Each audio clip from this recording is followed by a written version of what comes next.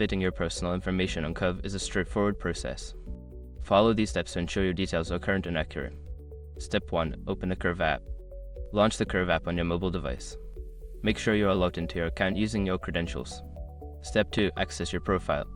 Once you are in the app, navigate to the Profile section.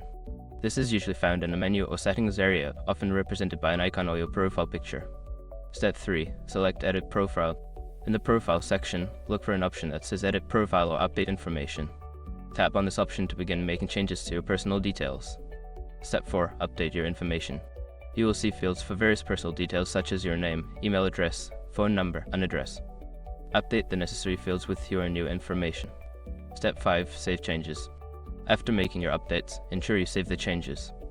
Look for a Save button or similar option at the bottom of the screen and tap it to confirm your updates. Make sure to review your information periodically to keep it up to date. Following these steps will help you maintain accurate personal details on your Curve account.